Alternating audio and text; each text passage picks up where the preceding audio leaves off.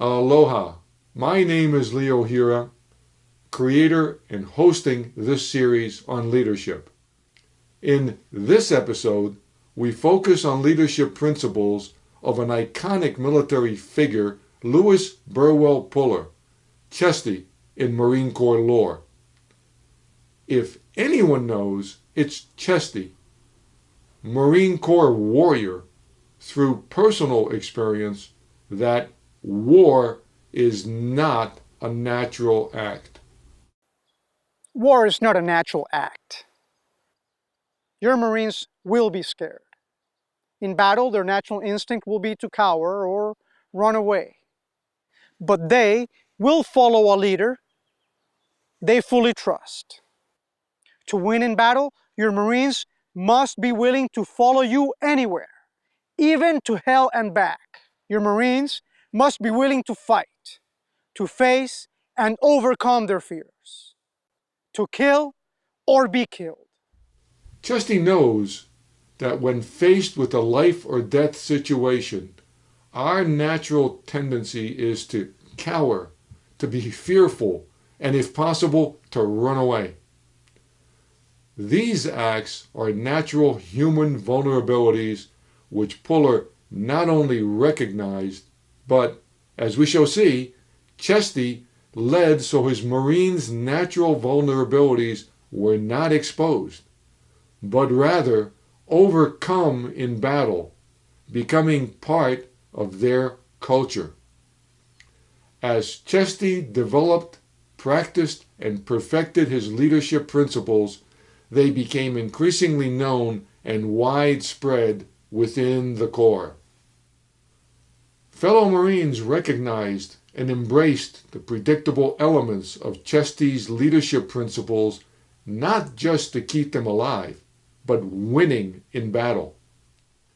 His leadership principles built trust, which led to Chesty's ability to keep his Marines fighting in frightful circumstances while inflicting heavy losses on the opposition.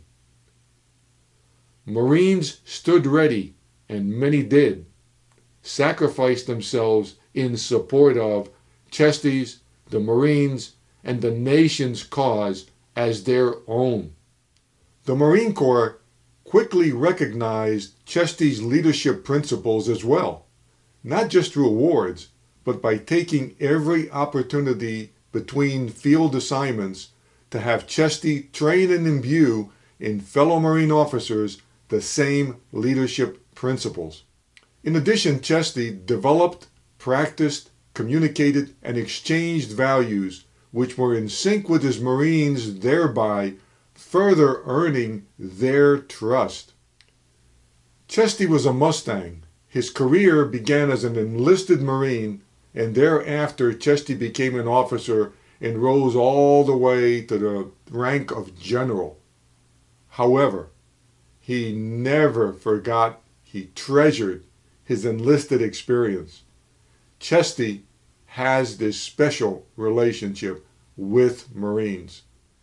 He not just instilled and demanded adherence to a set of values from his Marines, Chesty practiced reciprocity by putting his Marines first, Chesty coming last. These and additional elements of Chesty's leadership principles are explored in more detail in subsequent sections of this episode. So what we have here are two behavioral characteristics that apply for leaders in every profession, and they center on human nature. Those behaviors that serve their personnel's natural needs, and those that are developed through social, workplace, professional acculturation. Leaders must leverage and adapt human nature and culture to reach their profession's goals.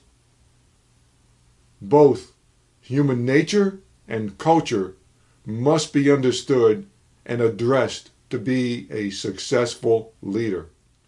Now, I might say, I'm not in the military today, My profession does not have life and death consequences. My subordinates do not have to follow me everywhere. And they certainly don't have to be willing to fight nor die and what? Kill or be killed?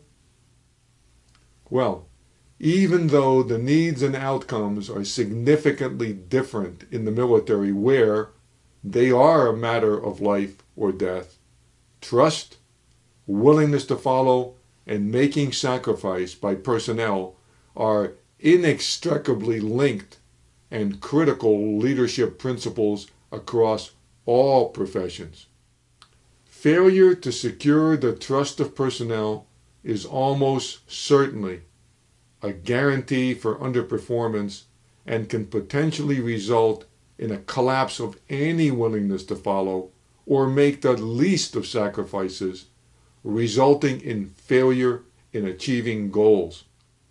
Conversely, earning the trust of personnel in a leader's ability to lead them to achieve goals through a set of objectives provides for a heightened sense of purpose as, in general, everyone likes to be on a winning team.